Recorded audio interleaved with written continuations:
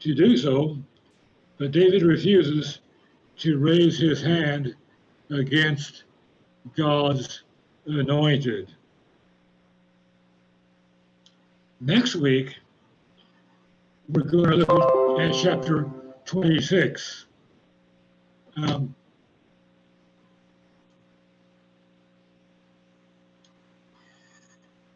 Chapter 26, David has another opportunity to kill Saul while he sleeps surrounded by his men. Now, once again, David refuses to take Saul's life. And so once again, he refuses to raise his hand against God's anointed. So chapters 24 and 26 are like mirror images of each other. But today's lesson, sandwiched in between these two chapters, is another story where David has an opportunity to kill the antagonist. But this time the antagonist is not Saul. And this time David refrains from killing the antagonist, but not because of his own conscience, but because of the intervention and the wise words from a wise woman. Up to this point, the Samuel story has presented David in a very positive light. But in chapter 25, we will get our first glimpse of David's dark side. So as we read this story, we're going to find good and evil contrasted. In fact, the word good, or a synonym of that word, appears 7 times in chapter 25, and the word evil, or a synonym for evil, appears 7 times. So the two, good and evil, are contrasted throughout the chapter. Some of this will remind us of the studying that we've been doing in Proverbs and talk about wisdom on Wednesday night. We talk about wisdom in Proverbs, how it's Proverbs personifies wisdom as a woman. Tonight in our story, we're going to see a very wise woman. Proverbs talks about fools.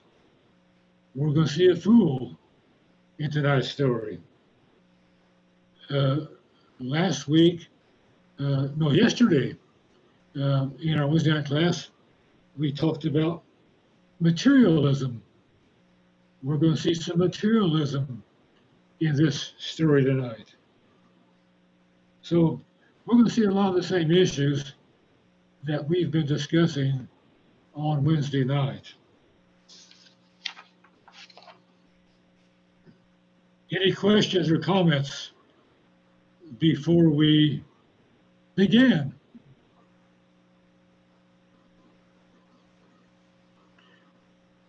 Well, let's turn to chapter 25 then.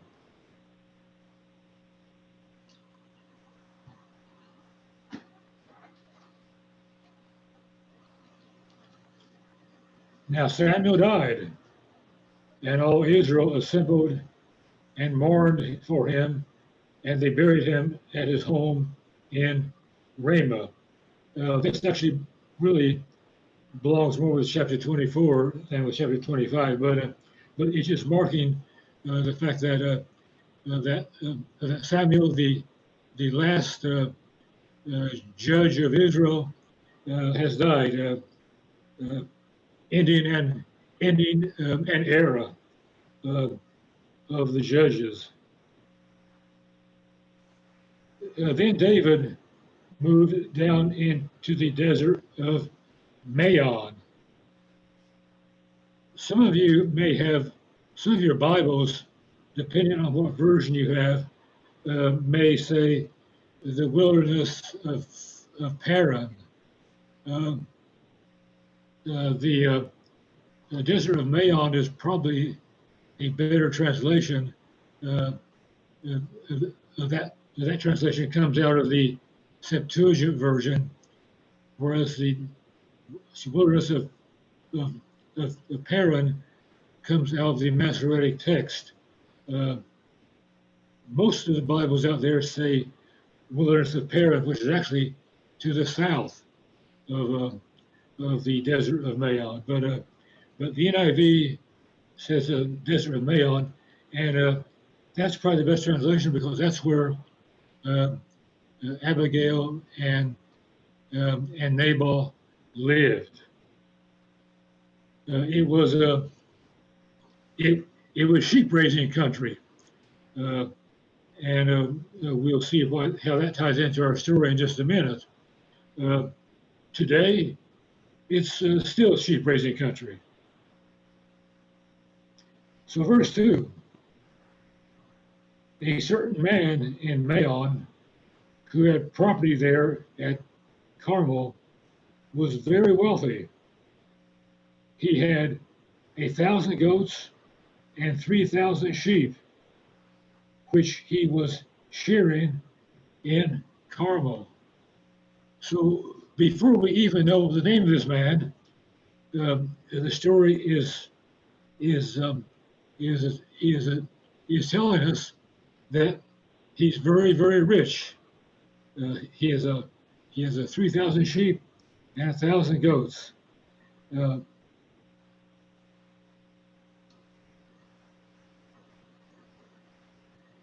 His name was Nabal. That's verse 3.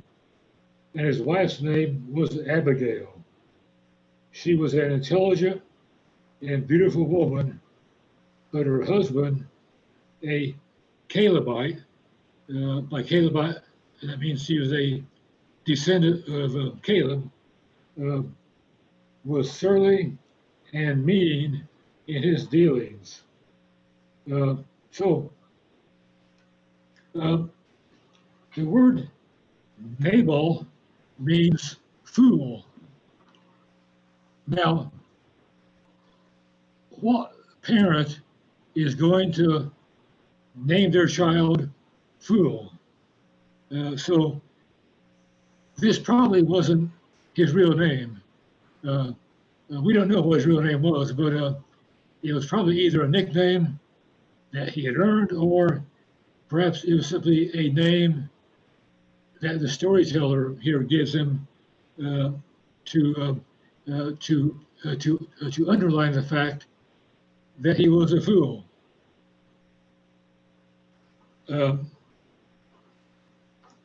Over in Proverbs chapter 18, we have some. It describes to us what a fool is. Let's look at that briefly. Proverbs chapter 18, and first verse 2 says, "A fool finds no pleasure in understanding, but delights in airing his own opinions." And then verse 7 says, "A fool's mouth is his undoing, and his lips are a snare to his soul." As we read about Nabal, we're going to see that these words in Proverbs fit him very well. Now, on the other hand, there was Abigail. She was totally the opposite from Nabal. Said she was intelligent and beautiful. The name Abigail means my father rejoices. So I guess she was also a very, very good child to have her father rejoicing. So you look at this pair of Nabal and Abigail, and you got to say, what a mismatched pair this is.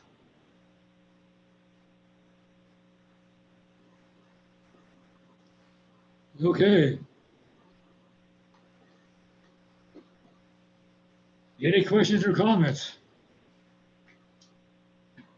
I get tired of hearing myself talking, you know.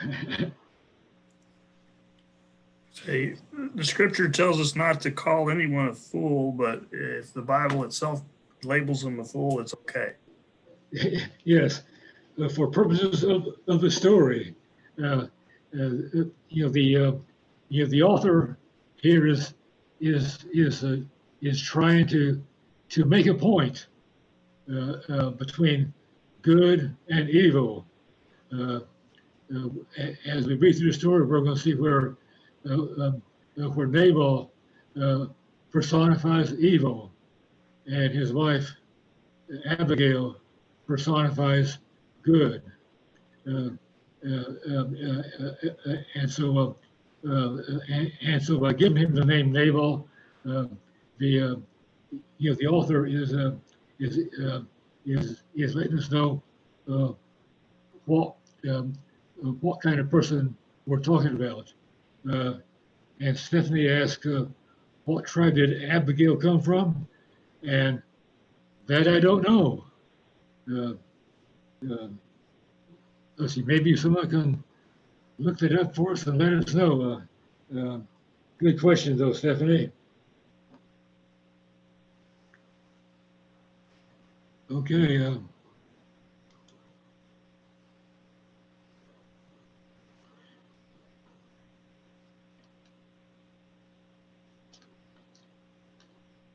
Okay, so verse 4 now says, while David was in the desert, he heard that Nabal was shearing sheep. So he sent 10 young men and said to them, go up to Nabal at Carmel and greet him in my name. Say to him, long life to you, and greet him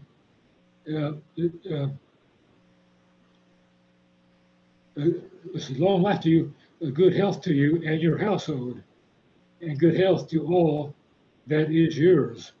So sheep shearing time was a very festive time in Israel. That was when they had much feasting and much celebrating. They prepared huge feasts, and they fed not only their own people, but they fed strangers as well. Everyone was welcome to share in these joyful feasts. So David felt that this would be a good time to ask for some food. He probably had a hard time keeping his 600 men fed, and it may have been a long time before they had a square meal. So David saw an opportunity here, and what better time than in a festive food sharing season. So verse 7 says, now I hear that it is sheep shearing time. When your shepherds were with us, we did not mistreat them. And the whole time they were at Carmel, nothing of theirs was missing.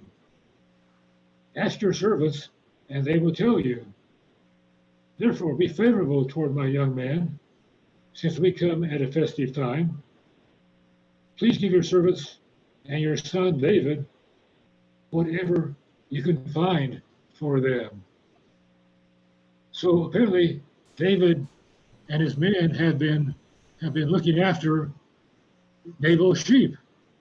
to keep them from being stolen by by marauding bands of of thieves or people from other cultures or from wild animals. So they've been performing a real service for Nabal. True, Nabal didn't ask for it, but David's been doing it for him. And so now they're looking for something, some little gift in return. Alan? Yeah. Alan? This is Yeah, Carol. Yes, Carol. I have a question, okay? In the verse where it says, therefore be favorable toward my men, since we come at a festive time, please give your servants and your son David whatever you can find for them. What do you think is the meaning behind David telling his men to say, your son David? What does that part of that greeting mean? I mean, I read something when I was looking it up, which said that was that some sort of a respect for him from Nabal, either because of his age or something, for him to say that, or for him to have his men say that? Yes, I think it was a term of respect. It was a term to show Nabal that that David was uh, was uh, was favorably disposed toward him. Uh, it was meant to I guess try to gain Nabal's favor by putting David in an inferior position to him. David was looking up to him. So it was meant to be a compliment. Good question, though, Carol. Thank you. Yeah. So verse 9 then says, when David's men arrived, they gave Nabal this message in David's name. Then they waited. So apparently Nabal didn't respond right away. Nabal answered David's servants, who is this David? Who is this son of Jesse? Many servants are breaking away from their masters these days. Why should I take my bread and water and the meat I have slaughtered for my sharers and give it to men coming from who knows where? Very disrespectful answer, wasn't it? Who is David? Well, he knew who David was. He knew perfectly well who David was, and then talk about servants breaking away from their masters. Well, probably some of David's men were servants who broke away from the masters. But on the other hand, as we'll see soon, Nabal's servants weren't all that loyal to him either. So Nabal talks about his bread, his water, his meat. It's all mine. And Stephanie says, "What a terrible host that he was." Do you see a little bit of a materialism here in Nabal's response? He's valuing his material things far above strangers or anyone else. And we're going to see more of that as we go through the story. So what happens? Well,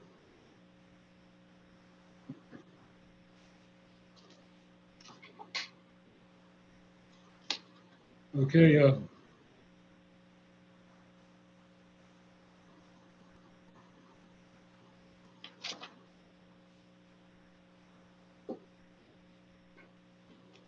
Okay, verses 12 through 13.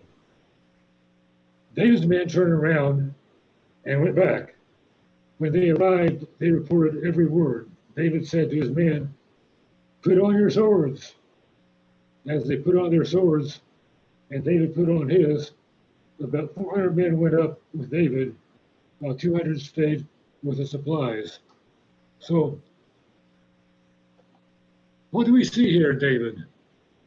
Uh, uh, Here's a man who, as Stephanie points out, had tons of food to share. Yeah, he did, Stephanie. Good comment. But what do we see in David? Are we seeing a different David than what we saw in the prayer chapter in dealing with Saul? Alan? Yes. Carol again. What I see here is, first of all, he gets angry. That's what I think. And he makes a very rash decision. He doesn't stop and think, and he doesn't really confer with God about it. He just decides he's going to do this himself. Right. And so his first reaction is to fight and to take revenge, and totally opposite of what he did in the cave. Right. Exactly. Yeah, he has a temper, doesn't he? And he's letting his temper get the best of him. Yes. As Laura said, he's a proud man who lost his head over an insult. Good Lord, thank you. And then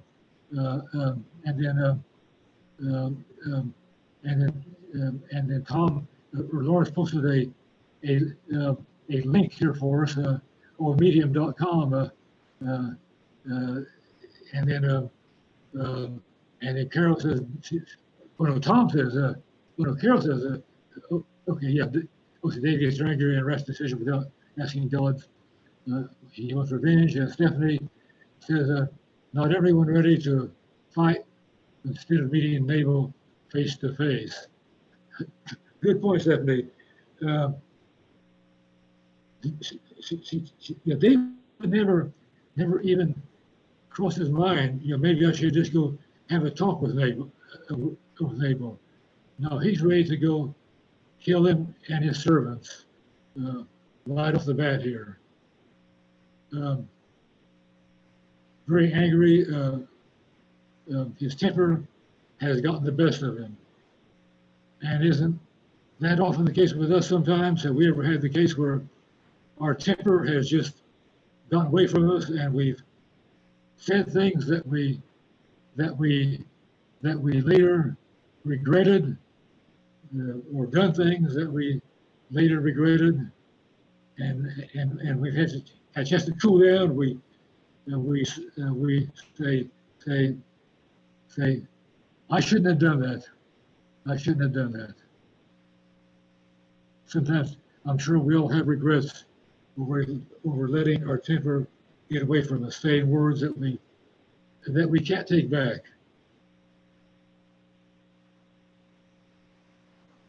Okay.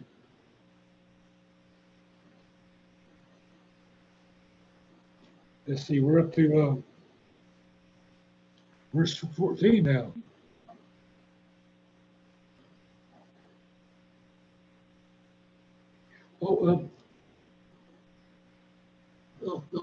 Okay, back to David here, and his temper, his flesh temper. Why would he have? What about their culture would have caused him to react this way?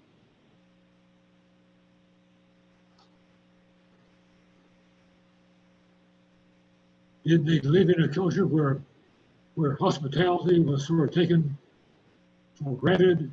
In the Eastern culture, particularly at that time, hospitality was considered to be a very high priority. It was very important that you be hospitable to strangers and to share what you have.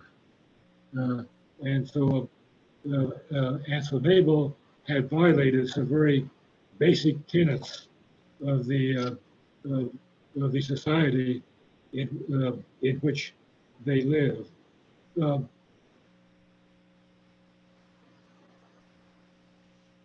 We said earlier that David was guarding Nabal's possessions for him. What do you think David's motives were in doing that?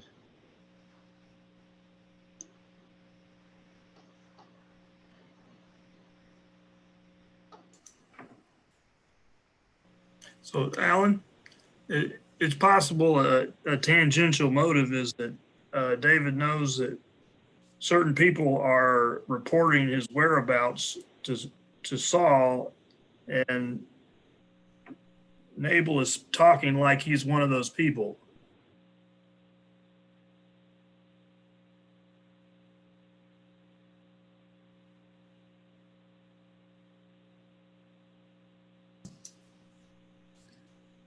Did you hear that, Alan? Oh, I'm frozen out. Something's frozen. I can hear you. I don't know about anybody else. Yeah, Alan is frozen on my screen. Okay, we're back now. Okay, we got disconnected there momentarily. Yes, yeah, Tom said it's possible that certain people reported his whereabouts to Saul, and maybe and maybe he's talking like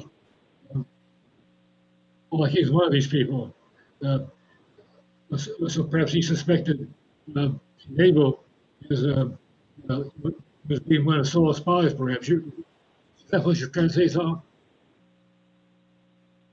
Exactly. Yes, you heard. Yeah. That could be. Yeah. Yes. And. Alan? Yeah. Okay, I have a different idea. I don't know if it's right. But you said earlier that it was very hard for him to see that all of these men got fed, right? So is it possible that, by taking a portion of his men or however many there were and protecting the things of Nabal, that he, and also because of the time of year that it was, because when I looked this up, this shearing time was a time of generosity and hospitality and so forth. So do you feel that maybe he thought, okay, Right. we do this, and in return I get this, which would be to feed his men? Yes. Right. Yeah. David, I thought that he certainly had a rightful claim, to some help from Nabal, because he'd been doing a lot of work for him, and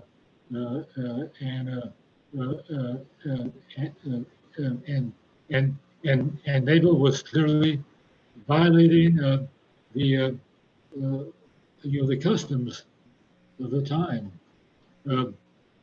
Some think that David was running a protection racket here, but I doubt it. That would certainly not endear him to his fellow Israelites if that's what he were doing. And so feeding, as Carol said, feeding 600 men was not an easy task, and so the best way to feed them is to find some rich farmer who can provide that kind of food. And then Laura points out, were there other shepherds? Did David think they could blend in, hide in plain view? And what is the motive for guarding the sheep? That's possible too, yeah.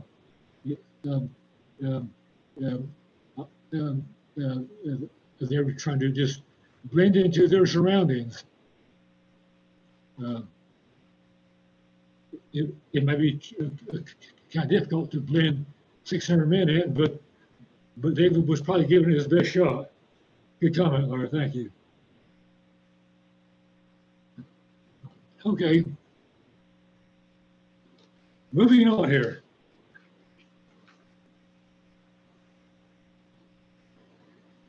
Verse 14 says, one of the servants told Nabal's wife, Abigail, David sent messengers from the desert to give our master his greetings, but he hurled insults at them. First of all, you notice that David needs no introduction here. All you gotta say is David and Abigail's wife and everyone else knows who David is. So Nabal certainly knew who he was too. Yet these men were very good to us. They did not mistreat us, and the whole time we were out in the fields, near them nothing was missing. Night and day they were a wall around us. All the time we were herding our sheep near them. Now think it over and see what you can do, because disaster is hanging over our master and his whole household. He is such a wicked man that no one can talk to him. Okay, so there's a problem here, a big problem, the problem with the neighbors. And so who do the servants go to? Well, they don't go to Nabal. They know he's not going to be any help. They go to Abigail. And I got a feeling that they've probably been through this before. When there's tough problems come up, you go to someone who can solve them. To Nabal's wife, not to Nabal. So the servants, in reporting to Abigail, were very careful to tell her story, to make David look good and make Nabal look bad. So much for faithful servants. And they were pretty sure that there was going to be a big fight coming up, and they're pretty sure that David was going to win the fight. So they were pretty sure that they needed to find a way to solve this problem before it came to violence. And they were pretty sure that Abigail was the person who could do it.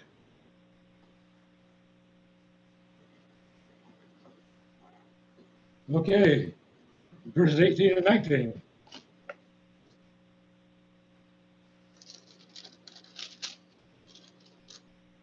Said Abigail lost no time.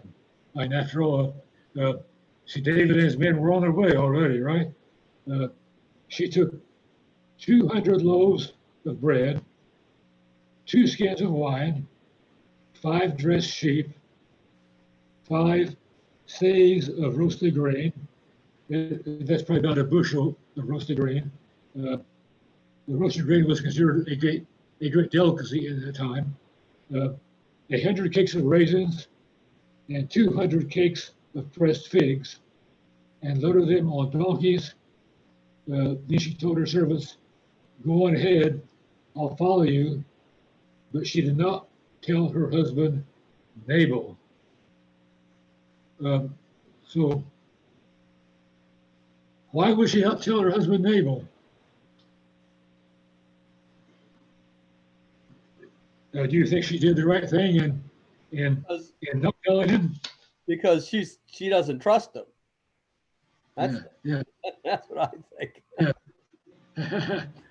I think she would know what his reaction would be if she had told him.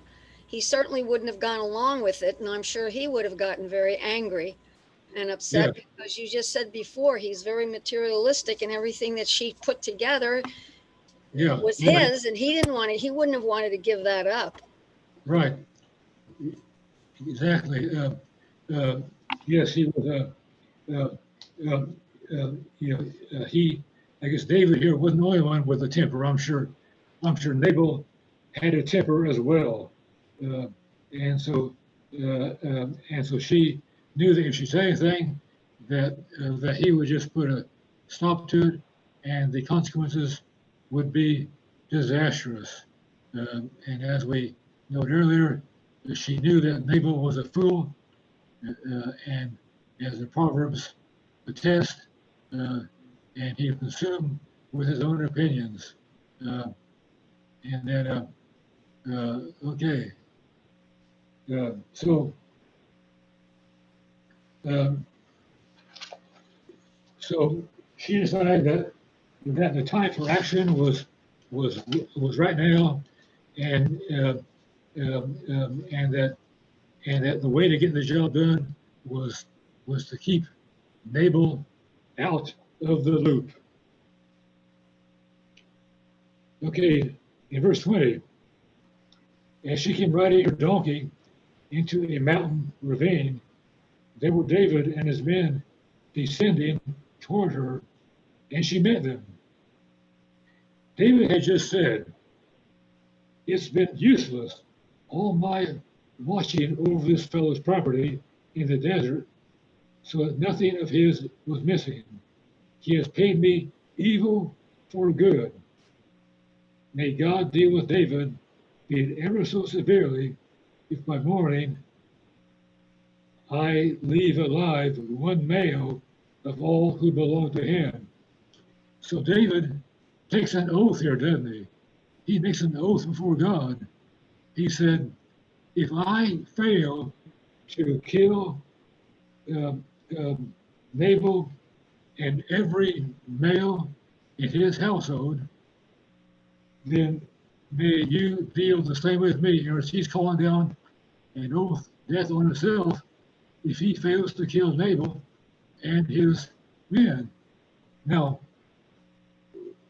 what would you say this was a rather rash oath?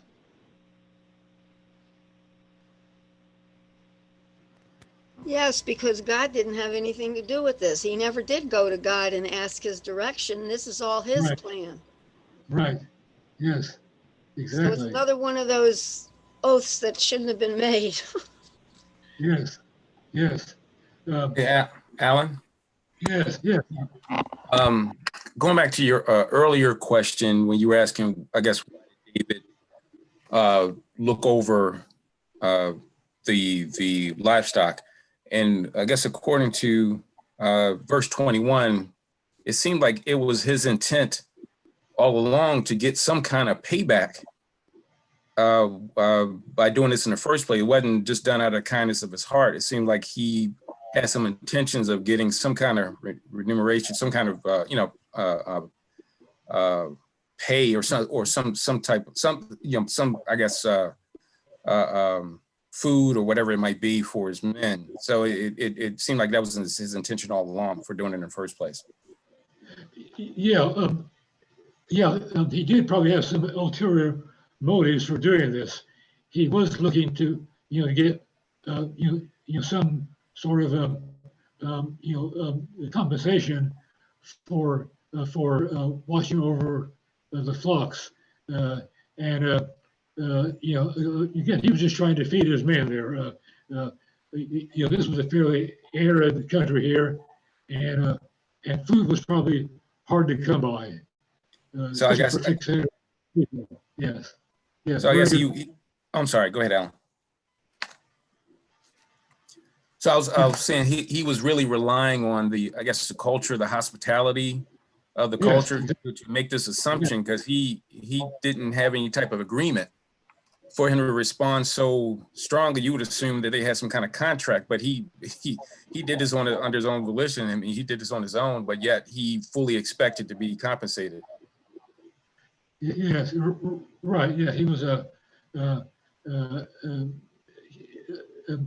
he did not have any kind of an agreement or contract with Nabal. However, he may have been looking for one. Perhaps if Nabal had responded in a more positive way toward his look for a gift. He might have been looking to enter into some sort of a covenant with Nabal. Gotcha. That's right. Good point there. Yes. Yes. So here, like who's it in the book of Judges that made a very rash oath, offering to sacrifice to God the very first thing that came out of his house when, if he returned victorious from his fight against the Amorites. I can't think of what his name was now. But I think you all remember who I'm talking about, though. Rash oaths are never a good idea. In fact, God warns the Israelites, you be very careful about making an oath because God will hold you to it. So, but David made it a very bad one here. And fortunately, as we'll see that in this case, Jephthah, lower planet is Jephthah, right? Good, yes. So okay, so so David is still spitting fire here over. He's still very, very angry with Nabal, and his anger is not about to go away until he's shed some blood here. Okay, now verse 23. When Abigail saw David, she quickly got off her donkey and bowed down before David with her face to the ground. So her, she kind of, I guess, her exaggerated security here stands in contrast to her ill-mannered husband, and perhaps she's trying to erase Nabal's terrible actions out of David's mind, by trying to more than make up for them. So she fell at his feet and said, "My Lord, let the blame be on me alone. Let your servant speak to you. Hear what your servant has to say. May my Lord pay no attention to that wicked man Nabal. He is just like his name. His name is Fool, and folly was with him. But as for me, your servant, I did not see the man my master sent." So, first of all, she takes the blame entirely on herself. She wants David to wipe Nabal out of his mind, and then by taking the blame on herself, she puts David in kind of an awkward position. Well, if she has the blame now, I'm not going to kill her. How can I do that? So, so she's got David to thinking here now, and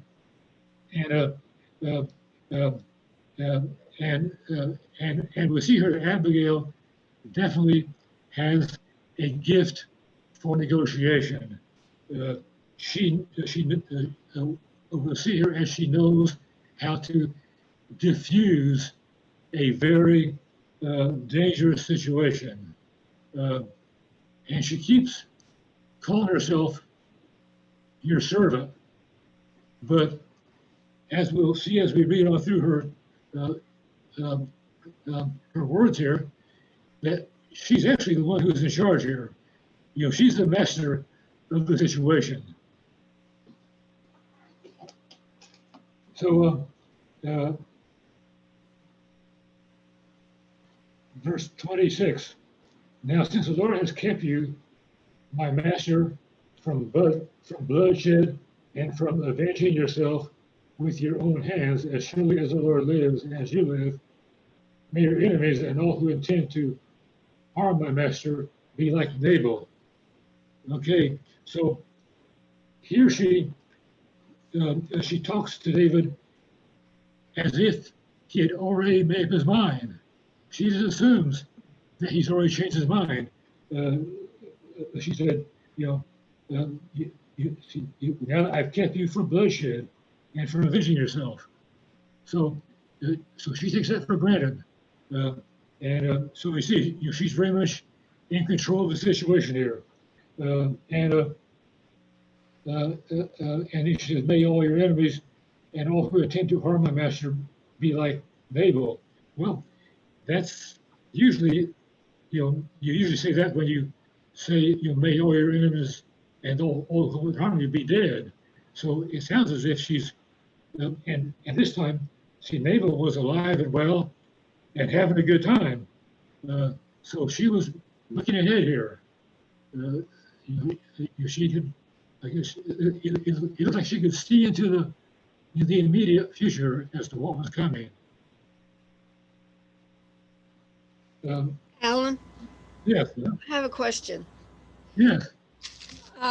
Earlier, I think Stephanie asked, what tribe was she of? And you said you didn't know. What my question is, because I assume this was an arranged marriage. I don't know where she came from, so I don't know what her knowledge, was of God. But the thing of it is, in this verse, she says, since the Lord has kept you from bloodshed. So what I thought was that, she's bringing God into this and involving him in this where David never did. So she's not really taking credit. She's giving it back, to God. So I don't know where she got this knowledge of, because I don't know what her background is, and I don't know if anybody does. Where she would be talking like that. That's a good point. She is giving God the credit for. It's a very good point.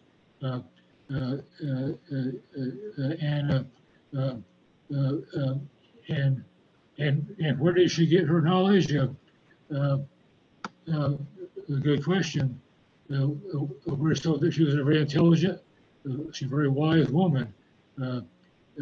She probably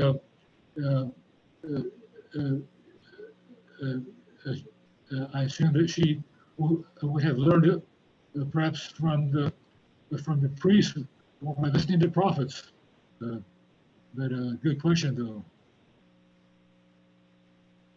I guess she listened and took it in, whereas others listened and turned a deaf ear toward God.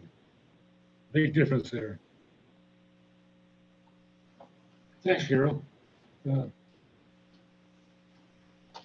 Okay, we're not going to finish the chapter here, but we'll see, maybe do another verse or two here. Says, and let this gift which your servant has brought to my master be given to the men who follow you. So she's pretending like she says the gift is for your man. Perhaps she doesn't want it to be you seen as a bribe, like she's trying to bribe David, or maybe she doesn't want him to refuse it, thinking it's for him when perhaps she feels that he's less likely to turn down a gift that's for his man, rather than for him. So in verse 28 says, please forgive your servant's offense. So she's asking David to forgive her, actually for Nabal's offense. And for the Lord will certainly make a lasting dynasty for my master, because he fights the Lord's battles.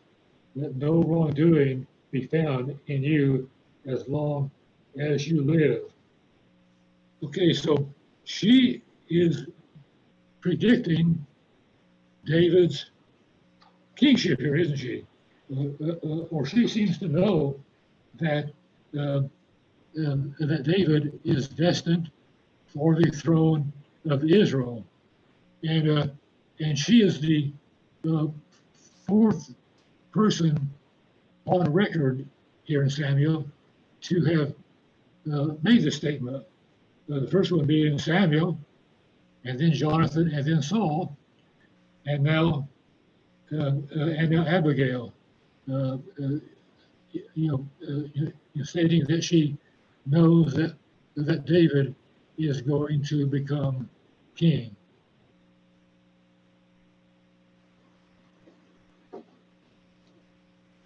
Okay, so one more verse, and then we'll have to call time here. Verse 29 says, even though someone is pursuing you to take your life, the life of my master will be bound securely in the bundle of the living of the Lord your God. The lives of your enemies he will hurl away from the pocket of a sling. So she's very diplomatic here about how she says it. She says, someone is pursuing you. She doesn't name Saul.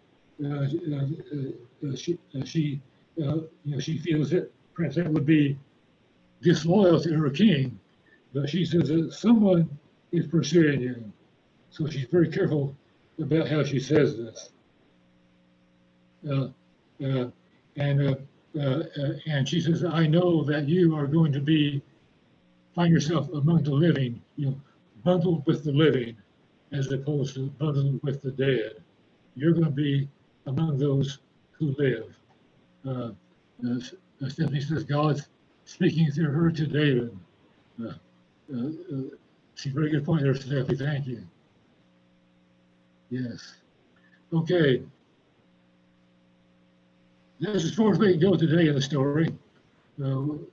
Next week we'll finish up the story of Abigail and Nabal and David, and then we'll move on into chapter 26 as David gets another chance to kill Saul. Thank you for your comments tonight. They've been very good. I appreciate them. And let's see, is Tom going to do our prayer request tonight? Andre's going to do it. Yeah, I can take it. Andre? Yes. Okay, Andre, thank you. Hey, thank you, Alan, for a great class. Thank you. Go ahead, Carol. Okay, I have two. Okay. Last night I mentioned that Tony had that one test and he came out with that okay. And so we know there's no problem with the heart. The other one is going to be done on July the 21st. And it's going to be done down at Johns Hopkins. And unfortunately, because of the situation going on right now, I can't go in. So we haven't worked that out yet. I don't know exactly how we're going to do that. But I just want continued prayers that, neither one of us want to go through this again, what we went before, but we need to find out, what the problem is, either find the problem or eliminate at least, what they're looking at right now, which is a vascular problem. The second one I have is that I had said previous that my son Anthony was going to have blood work done. That was what the neurologist wanted him to do. He had that done on Monday, and he shared with us that there were 19 tests that were being done on him. And so he has to wait 5 days before he can call back to the doctor's office. So we just want prayers that hopefully there's an answer, and whatever the answer is, it can be treated. He's kind of in a state right now where he's concerned over the fact that maybe there will be no treatment available. And like he said, Mom, I can't live like this the rest of my life with all of this pain. So We just want something positive to come out of that. Okay, thank you. I got you, Carol. Thank you. Anyone else?